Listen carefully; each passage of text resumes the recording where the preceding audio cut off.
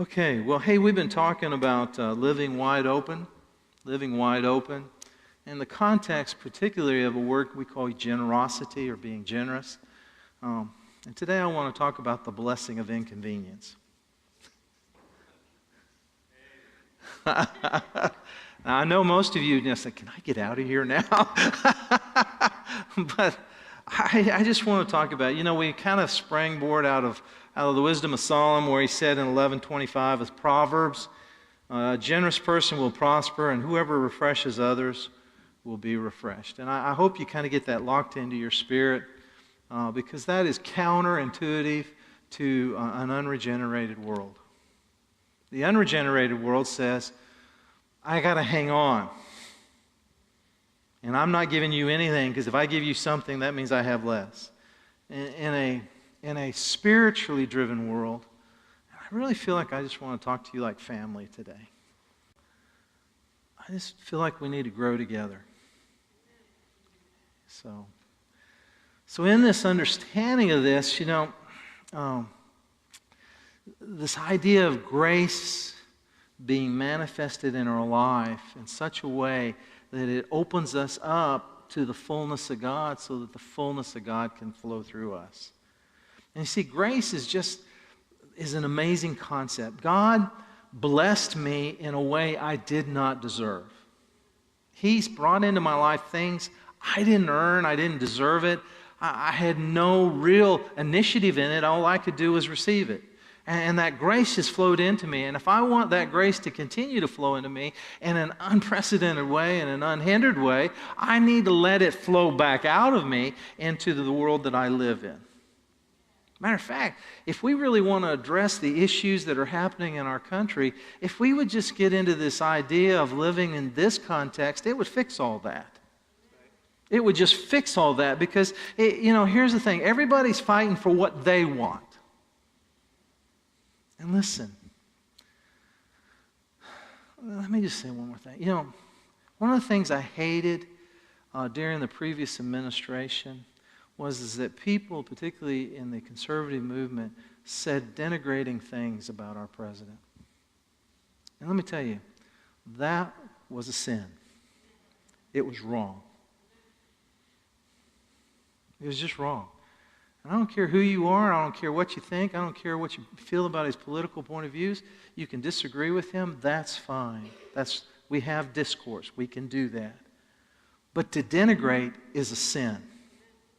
It's just a sin.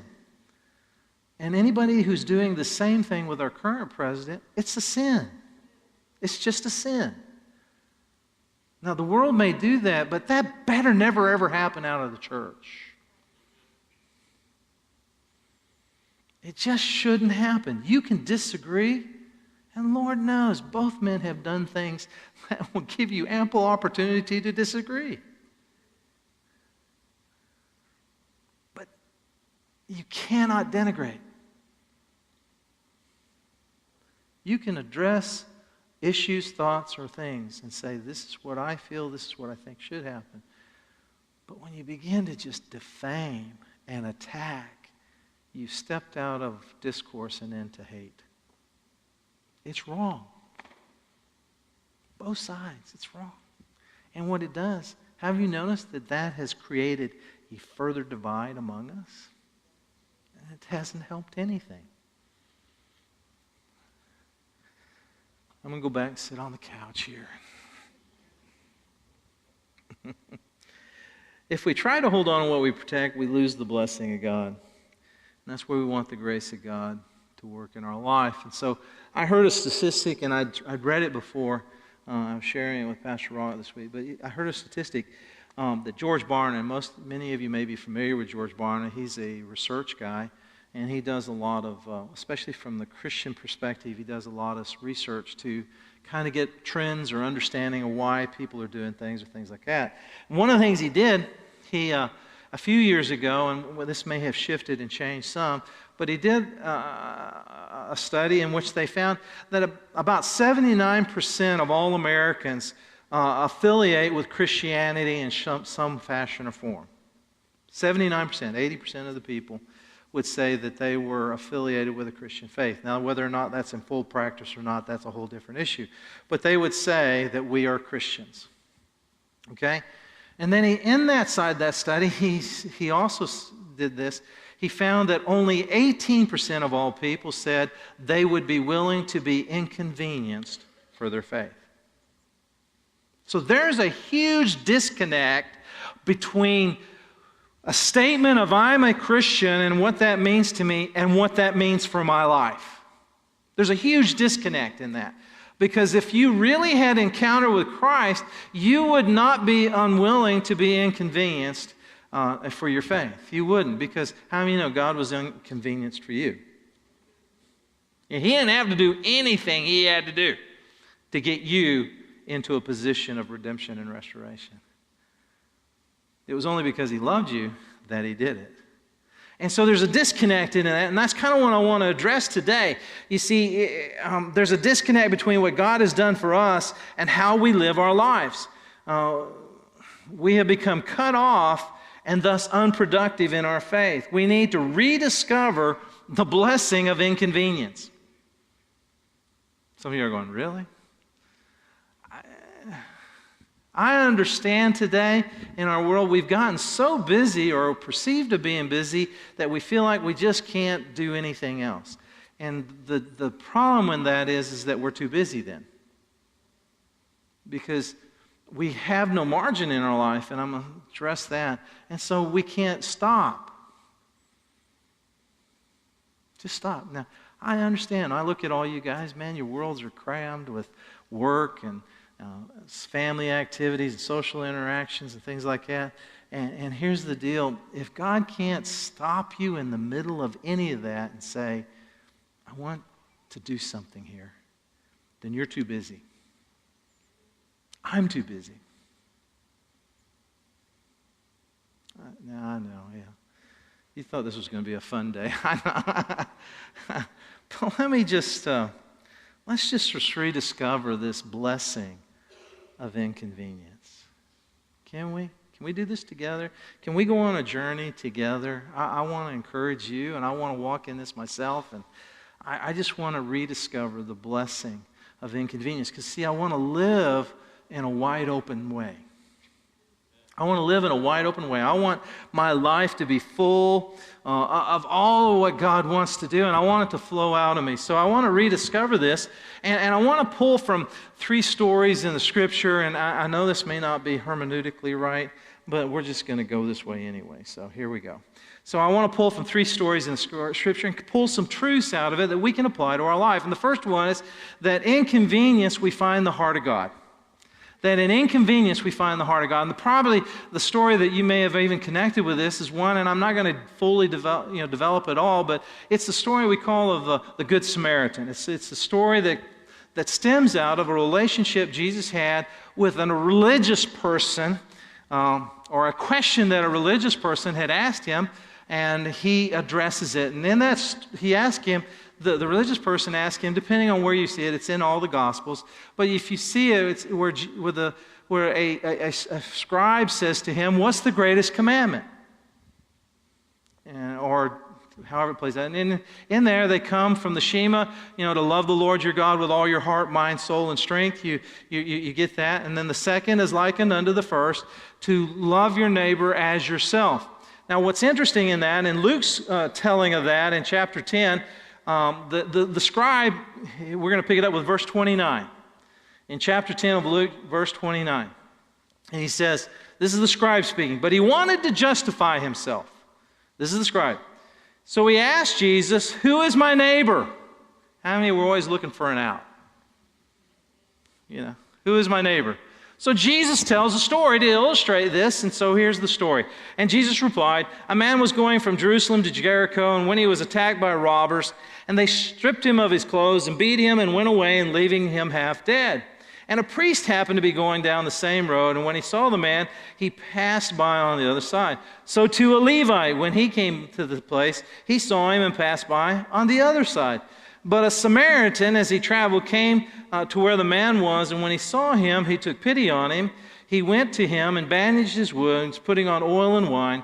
And then he put the man on his own donkey and brought him to an inn and took care of him. And the next day he took 2 denarii and he gave them to the innkeeper. Look after him, he said, and when I return, I will reimburse you for any extra expense you may have. Which of these 3 do you think was the neighbor to the man who fell in the hand of robbers?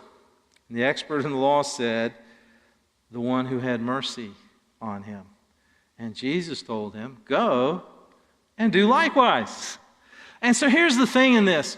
What I want to pull from this story, and there's a lot we could pull out of that, and it would be a great story to springboard the whole idea from, but I want to just take from this thought in here. Here's the deal. It's in the inconvenience that we find the heart of God.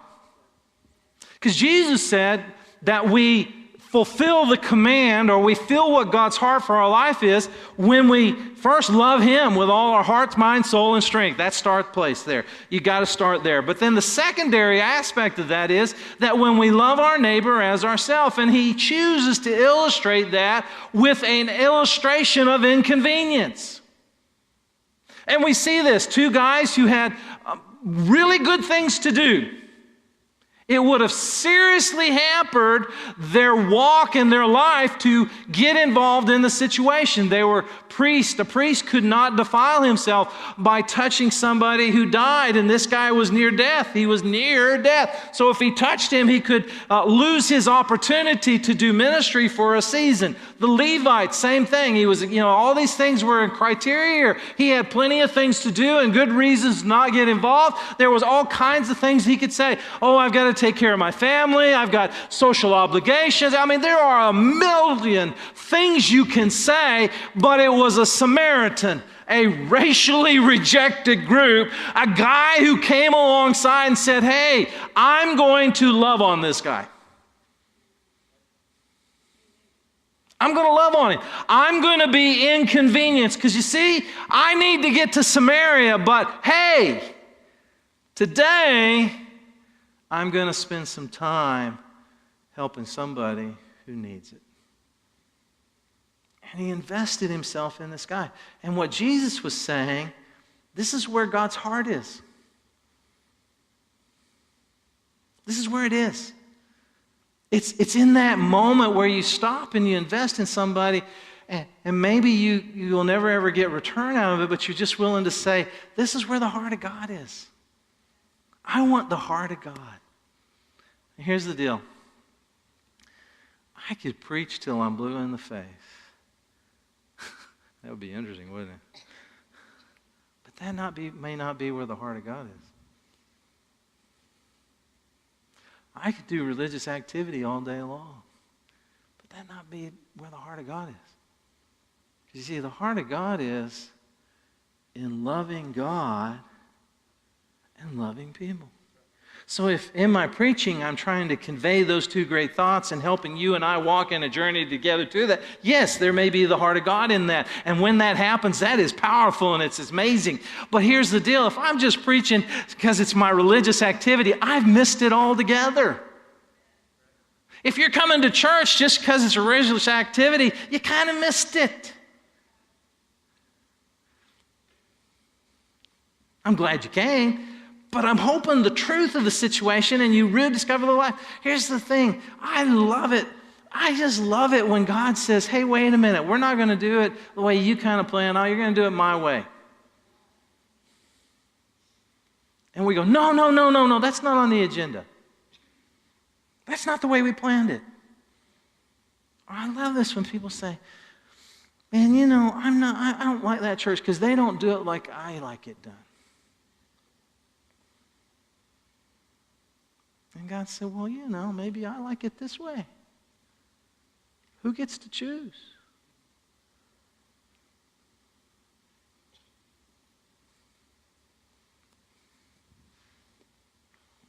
You see, it's in the inconvenience that we most often find the heart of God. It's where we find His Spirit dwelling. I want to just challenge us to that. Because you see, I'm constantly looking for where are you, God, in all this? And, this morning we were having amazing worship, and And Denise was saying, hey, I feel like the Lord wants us to go a little deeper. You know what I think he was saying? He said, hey, listen, there's an agenda. You probably want to go. We got joy afterwards. Let's don't mess that up. And we got, all this stuff. And he finally said, hey, wait a minute. What's this all about? Who's it all about? Why are you doing this?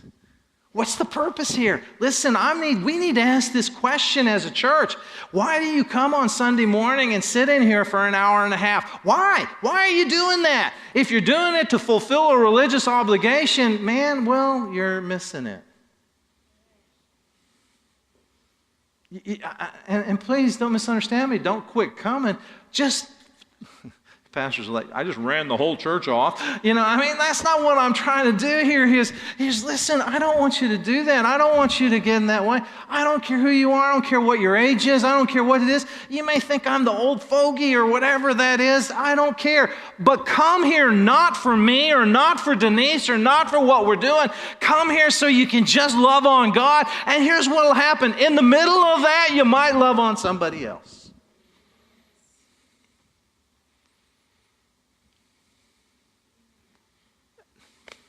Because you see, that's where God's heart is. We keep wanting to come here and say what we can get from God, and we've completely lost the concept. We've come here so that we can see what we can give to God. I told you I was just going to be pastor today. And then we go, well, the pastor, he's just not feeding me now. Well, I do have an obligation to study and to know what God would have to say. But here's the deal. If you came with God, I'm ready to hear whatever you have to say. He wouldn't worry about whether or not I was feeding you. You would already be tapped into that. And here's the thing is, if you came in here and go, Lord, how can I bless somebody else?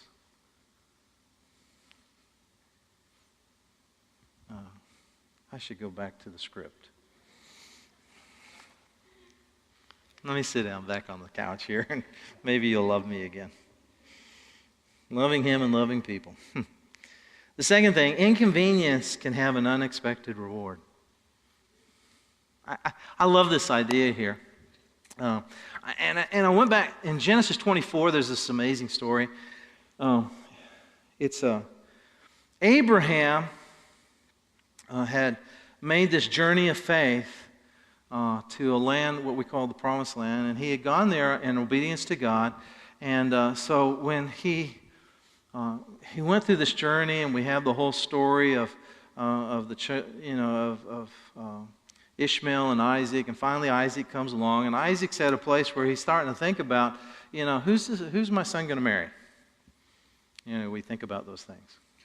It's really fresh in my heart because in about 3 weeks my daughter's getting married, and so. Trauma.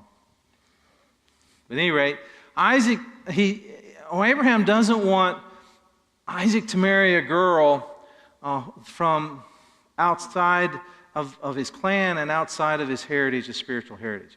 By the way, parents, you need to be praying and facilitating your children to marry in faith. And because don't be unequally yoked. So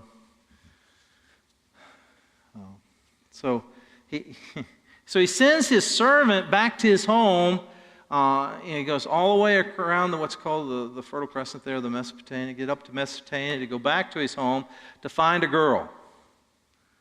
I think this is a good form. Where dad goes, hey, I'm going to go pick you out a girl. Yeah, all the kids sitting right here going, nope, not going to happen. Yeah, all the dads are going, yeah, man, pastor said it. I think it's truth. I think it's from God.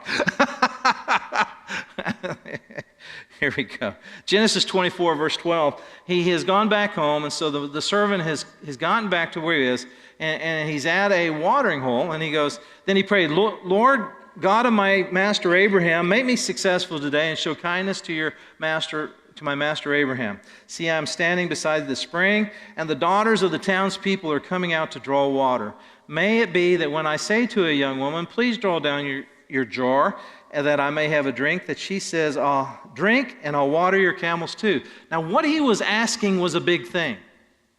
He wasn't just asking for a cup of cool water. What he was asking for was a cup of cool water and all the water that his camels, several camels, and a camel can drink up to 40 gallons at one time.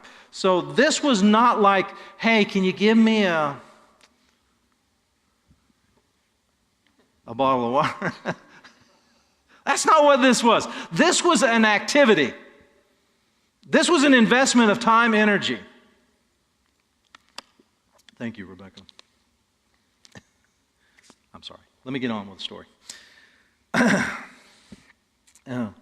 Let her be the one that you have chosen for your servant Isaac, and by this I will know you have shown kindness to my master.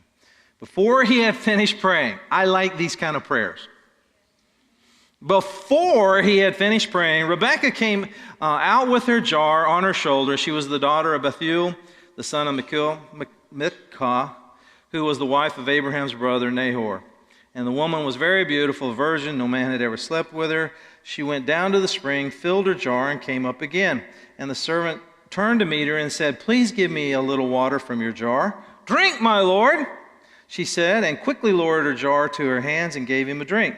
And after she had given him a drink, she said, "I'll draw water for your camels too, until they have had enough to drink." So she quickly emptied her jar into a trough and ran back to the well with more water and drew enough for all the camels. Now here's the deal. Rebekah did not know that her willingness to be inconvenienced in this moment was going to change her life. She did not know that. She just was willing in that moment because she had obligations, responsibilities. She was doing those. She was going to get water. She had no idea that this simple act of grace, this simple act of doing something as a blessing to somebody else, it would have been significant just that she gave water. That would have been a social norm, hospitality as it should have been displayed. But she says, not only will I show hospitality, but I'm going to work, I'm going to give effort, I'm going to do this in a repetitive motion so that you have all of your animals' needs taken care of. And I'm sure if she's like any normal young woman going, I don't want to do this. None of y'all have ever done that, right? You've never whined. And listen, that was all cool with the first jar. But about the 100th jar, she was going, maybe this wasn't a good decision. But what she didn't know was that simple act of inconvenience in her life was going to lead to her becoming the wife of the Son of Promise, the mother of the Son of Promise, and be connected with the patriarchs of the history of all mankind, the revelation of God's grace. She didn't know that. She didn't know that this was going to change her world, make her part of something way bigger than herself. She had no idea. You see, sometimes there's an unexpected reward in the inconvenience. There's a guy named George Bolt. He was the manager of the Bellevue Hotel in Philadelphia in the late 1800s. He was an immigrant, had gone through some really hard times, but had found a heart of graciousness. He had risen to become manager of this small hotel in Philadelphia, and one night during a rainstorm, a couple came in and asked for a room. Their hotel was completely booked. There was no rooms. There was no rooms in any of the hotels, kind of like Jesus, There's no room in the inn. And George Bolt saw the couple and said, "Here's what I'll do. I have a suite in the hotel as my residence that I can stay in. I'll tell you what I'll do. I'll stay down here. You can have my suite, and you can stay there." And he made their stay comfortable. He took care of them. And they left the next day. He thought nothing of it. Never occurred to him anything would occur of that. The guy who stayed there and his wife, his name was William Waldorf Astor. William Waldorf Astor went back to New York where he lived. He tore down his house and he built a hotel there, 450-room hotel. Became part of what is now known as the Waldorf Astoria. But that was the first phase of it. And when he thought about who should run my hotel, you know what he did? He went back to Philadelphia and he said, I have a proposition for you. And literally enabled George Bolt to become the man who set the standard for what a hotel should be run at. Why? A random act and inconvenience had an unexpected reward. Here's what I want to know. God is looking to do some amazing things if we're just willing to invest in the lives of people in unexpected and inconvenient ways. You know, God wants to do something, and we may not see it today or tomorrow, but here's the one thing. No matter if we never see it in this world, it never gets forgotten. And God one day will say, you gave a cup of cool water in my name, and I said, that's to me. I remember you. There is unexpected rewards in the acts of inconvenience. Sometimes we feel like people just forget us, don't remember us, don't know us. Everything we've done is for naught. I'm here to tell you that he who keeps the best records never forgets. You may think it was for naught, but God has a record-keeping system. And the one thing I know is he doesn't miss entries. And along the way, it may happen to come back in this life, but I'm guaranteed it will come to pass in the next. There's a reward in it. And I don't go into it for the reward, but I'm grateful that I know that God remembers. If you remember Matthew 25, Jesus said there'll be an accounting where we're all brought before the judgment seat. Sheep on the right, goats on the left. Sheep on the right, goats on the left. And he says, yes, he said, well, whenever you went to see the prisoner or you gave food or clothing or a cup of water, you did it unto me. And they said, when did we do it? If you did it unto the least of these. Acts of inconvenience. Now, you know, it's not convenient to love on people. It's just not. And you know, they interrupt your schedule.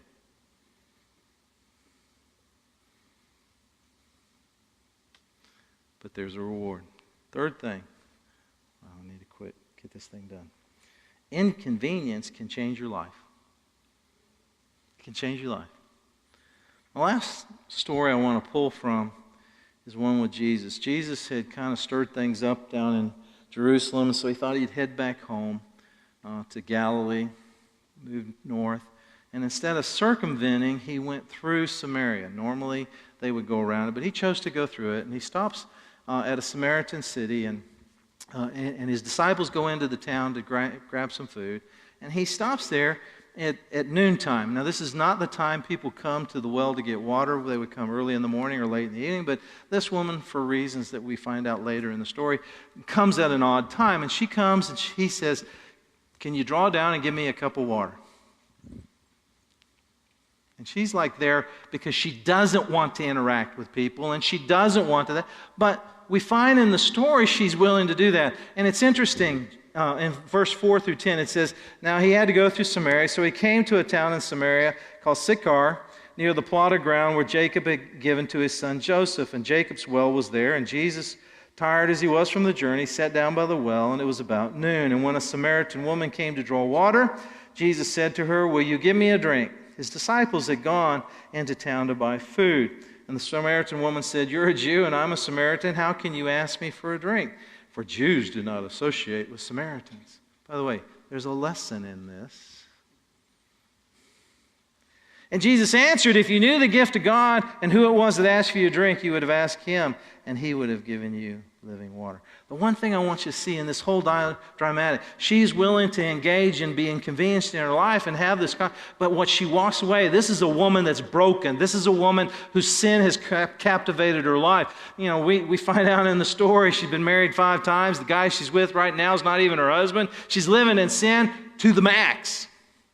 Not just a little bit of sin, she's got it down. And that's the reason why she's coming at noon, because everybody in town knows her. And so we find all this. She's the person that nobody really wants to interact with. But Jesus asked her, will you be just a little inconvenienced for me? Because here's what I'm going to do for you. I'm going to change your life. I'm going to change your life. And what's cool is in that moment, in that dialogue, in that exchange, in that process, and it's a wonderful process. I encourage you to read the whole chapter as they walk through this interaction and this whole thing. But she goes from a woman rejected, broken, isolated, ashamed, to a woman who boldly goes back to town and says, let me tell you about this guy. And she becomes the first evangelist to Sycamore, and she leads the whole town to Christ. Her whole world was changed by one willingness to do something for somebody else. I want to just say, there is opportunities to have your life changed if you're willing to just step into a situation that may be inconvenient and uncomfortable. Most significant things that have ever happened in my life where I've grown in a spiritual way have almost always happened when I was willing to lay aside what I wanted and see what God wanted. Just be inconvenienced.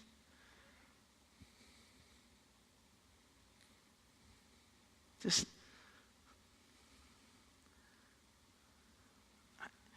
when you're willing to stop and just worship for one more minute. How do you know? There's a great man of God who died in the middle part of the last century. His name was Leonard Ravenhill. Amazing guy. Great revival guy. He's influenced so many people. And he was an interesting guy. He was so willing to be sensitive to this that he'd be eating dinner with guests and he'd hear the voice of the Father say, come spend some time with me. He'd get up from the table and say, I got to go. He'd go into his prayer room and he'd pray. Why? Because you see, he'd learned the inconveniences that God brings can bring life change. He was the same way. If he felt like he was going down the road and the Lord spoke to him to go to speak to this person, he didn't care what you were doing. He didn't care what the train was doing. He didn't care what the schedule was. He just would go and speak to him. He would say, because I believe this, there's an opportunity for life change here, so something cool might just happen here. And what I want to challenge us to is that God shows up and does amazing life changes in the middle of inconvenience. When it gets outside our schedule, when it gets outside of our routine, it begins to move in a way that literally can change our world. We're so busy. We've got everything measured down. And some of you guys, man, if I looked at your schedule and your phone or in your daytime or whatever it is that you use, you know, man, there's like, and you have a space in there, it's like 5 minutes for God.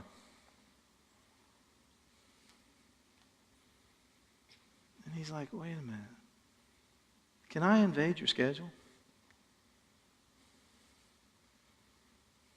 The coolest things that happened in my life when I was willing to stop. Yesterday, I was privileged to be hanging out with some ministers doing some things, and we went by a place downtown where they were giving out groceries, and a lady came in, and I watched one of the pastors, and it was really just the coolest thing. He just sat down, and he just started talking to her about her scooter. She'd come in on a scooter, you know. And he was talking about her, and she was so excited about her scooter, and she was telling him all about it, and how she thought, you know, she went out to Tybee on it. She said, I'll probably never do that again.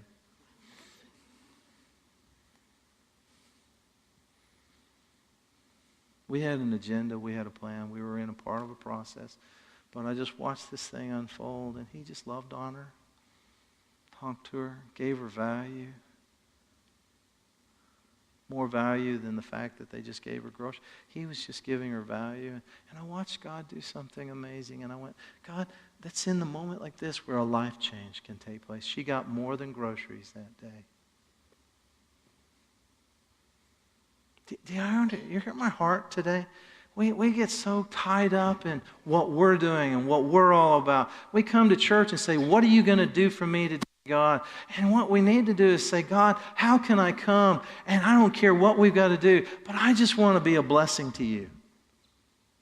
And Lord, if that means I got to do something that puts me out of my comfort zone, I'm okay with that because I'm willing to be inconvenienced for you.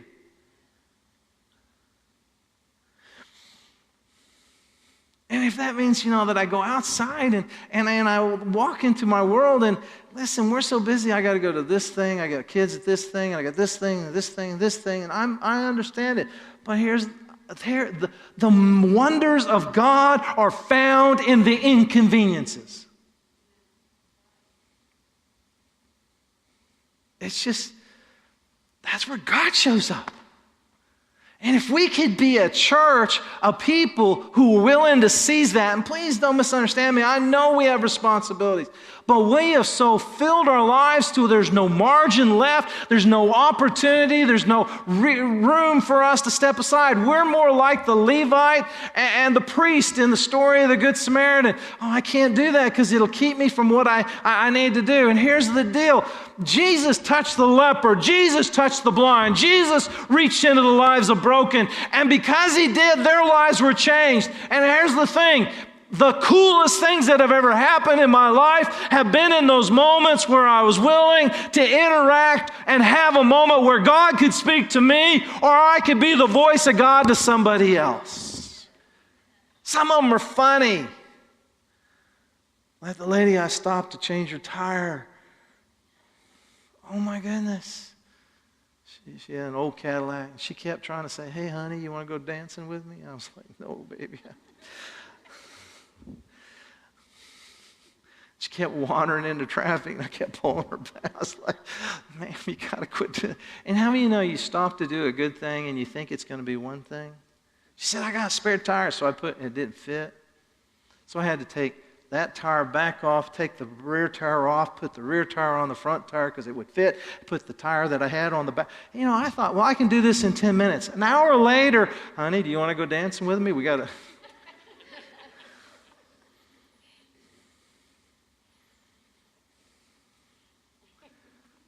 But you know what? In all that, somehow God, I was able to tell the reason why I'm doing this isn't so I can go dancing with you, that's for sure.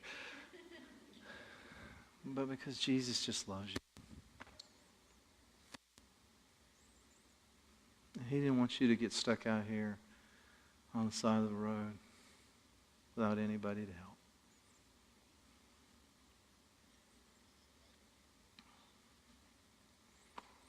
You know what I'm saying? The student in your classroom that's an annoyance.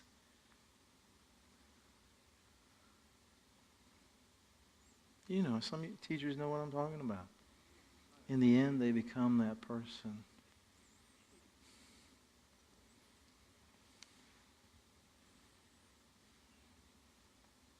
God, I don't know. There's blessing in inconvenience. I don't know if I'm conveying it in the way that my heart has been filled with, but, I'm kind of tired of, to be honest with you, I'm just kind of tired of preaching. I want to do living. Does that make sense to you? I want to get out. I just want to walk around the neighborhood or walk around. I want to and just say, God, help me to see like you see. Let me clear my schedule for you to do something that's amazing in the inconvenience of my life. Amen?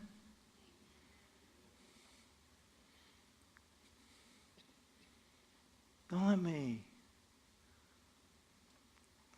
let me come to church and think, oh, thank God, that's the fourth song. We're done now. Or how many, can I just speak honestly to you? If you're not here when we're doing worship, you're going to miss the heart of what we're doing. Because you see, worship's about what we give to God. And please come. Because when you give your heart to God, you know what happens? He gives 100% back. Yeah? I don't know.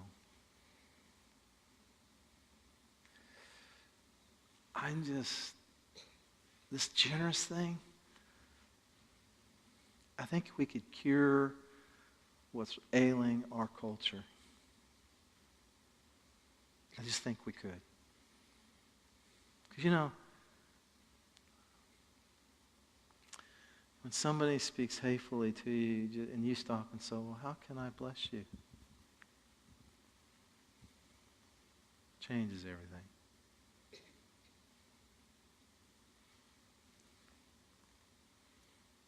I was talking to a pastor yesterday and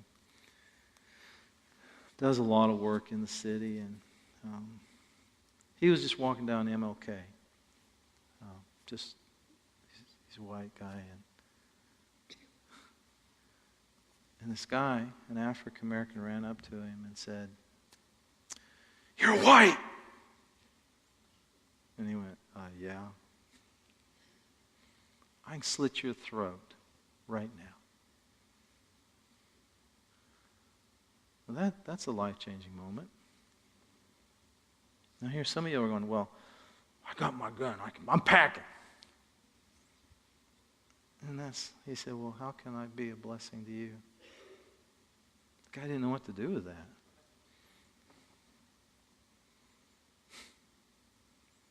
He's like, what do you do with that? See, when we take anger and we give back anger, all we get is more anger. But if we're inconvenienced by life and we give back love, it changes things.